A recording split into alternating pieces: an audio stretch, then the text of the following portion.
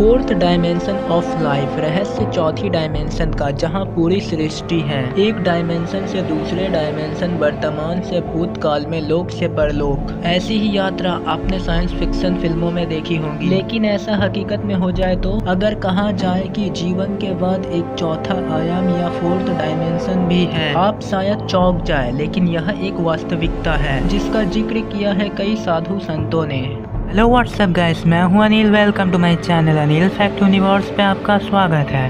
इस fourth dimension को समझने से पहले जानते हैं कि जीवन के 3 डायमेंशन क्या है। भौतिक विज्ञान के नियमों को आधार माने तो लंबाई, चौड़ाई और ऊंचाई ही 3 आयाम होते हैं। हम एक बार में एक डायमेंशन देख सकते हैं और ज्यादा से ज्यादा 2 डायमेंशन, और तीसरा डायमेंशन हमारी समझ से परे होता है, या यूं कहे कि हम वहां तक पहुंच ही नहीं पाते हैं। इस बात को महान संत और योगी देवराहा बाबा ने विस्तार से समझाया है। वह कहते हैं कि विज्ञान बताता है कि जिस संसार में हम रहते हैं उसमें सिर्फ 3 दिशाओं का पता चलता है, बाएं से दाएं, नीचे से ऊपर और आगे से पीछे। लेकिन साइंस का यह भी मानना है कि इन दिशाओं और आयामों के अलावा कुछ और विस्तार या बीमा भी हो सकते हैं। अपनी बात को समझाते हुए योगी राज देवराहा बाबा कहते हैं, विज्ञान ने इस रहस्य को भी सुलझाने की प्रयास किया कि वर्तमान, भूत और भविष्य क्या है। माना जाना चाहिए जो घटना एक बार हुई वह अमर हो गई, उसे कोई नष्ट नहीं कर सकता। भूतकाल की घटनाओं को हमेशा देखा जा सकता है। बड़ी बड़ी दूरबीन की सहायता से वैज्ञानिक ऐसे तारों की उन स्थितियों को देख रही हैं जो आज से 2-3 हजार साल पूर्व थी।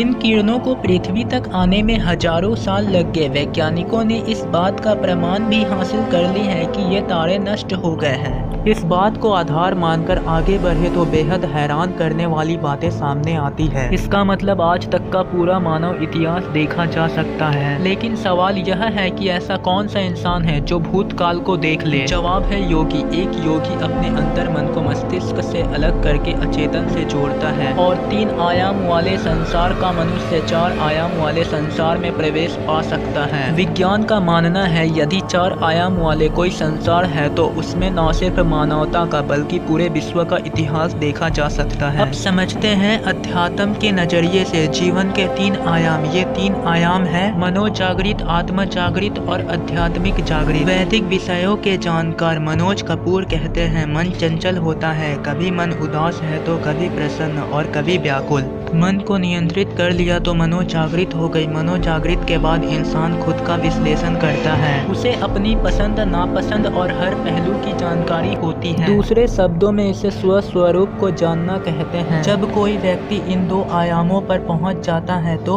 वह तीसरा आयाम यानी आध्यात्मिक जागृत की ओर बढ़ता है। इस अवस्था में पहुंचने के बाद योगी चौथे आयाम या फोर्थ डायमेंशन की ओर बढ़ता है। संत देवराहा बाबा भी अपने किताब देव ज्योति में इस तथ्य की पुष्टि करते हैं। वह कहते हैं, योगी जब चित्त की वृत्तियों को अपने काबू में कर लेता है तो वह चौथे आयाम या बीमा वाले संसार में प्रवेश करता है। इन शक्तियों के बल पर वह सांसारिक मानव की दृष्टि से अदृश्य या इनविजिबल हो जाता है। कुछ विद्वानों का मानना है कि चतुर्बीमा जगत में ना तो अंधेरा है ना तो सूर्य का प्रकाश पहुंच पाता है। वहाँ शून्य का राज होता है। वहाँ कुछ ना होते हुए भी सब कुछ होता है। वहाँ ग्रह, उपग्रह, नक्षत्र और आकाश गंगा उसी तेजी से आती जाती है जैसे हमारे स्टेशन पर ट्रेन आती है। वहाँ सृजन और प्रलय का भी कोई अस्तित्व नहीं होता। इस फोर्थ डायमेंशन दुनिया में प्रक्रिया और काल अव्यक्त और आकार रहित बन जाते हैं। लगता है जैसे सभी ब्रह्मांड वहाँ अजन्मे हैं। 4 आयामों वाले इस संसार का यह विवरण अधूरा है क्योंकि 3 आयाम में रहने वाले लोगों के शब्दों में इसे पूरी तरह बताना संभव नहीं है। ये तो अनुभूति का विषय है। योगी अगर अपने शक्ति से अदृश्य हो जाते हैं तो हमें मानना पड़ेगा कि वो फोर्थ डायमेंशन वर्ल्ड में चले जाते हैं। आम इंसान इन सब चीजों को उतना ही समझ पाता है जितना जीवन मृत्यु की परिभाषा के बीच आ पाता है। इसे दूसरे शब्दों में कहें तो योगी भूत और भविष्य की सारी घटनाएं देखने और दिखाने की क्षमता रखता है। एक वास्तविक घटना का जिक्र करते हुए देवराहा बाबा ने बताया बताया है। 70 के दशक में अमेरिका में एक शख्स ने अपने दोस्तों से कहा कि उसने अधिक श्रेष्ठ जीवन हासिल कर लिया है और वह समाधि लगाने जा रहा है। आत्मा की अपने इस शरीर में दोबारा लौटने की कोई इच्छा नहीं है। यह अधिक श्रेष्ठ जीवन शायद चौथा आयाम ही था। 3 डायमेंशन में रहने वाले इंसानों के लिए 4th डायमेंशन की दुनिया हमेशा दिलचस्पी का विषय ही रहा है। यह सिर्फ योगियों तक ही सीमित नहीं बल्कि मृत्यु के बाद जीव आत्मा इस चौथी सतह का अनुभव करती है। विवेकानंद के गुरु भाई स्वामी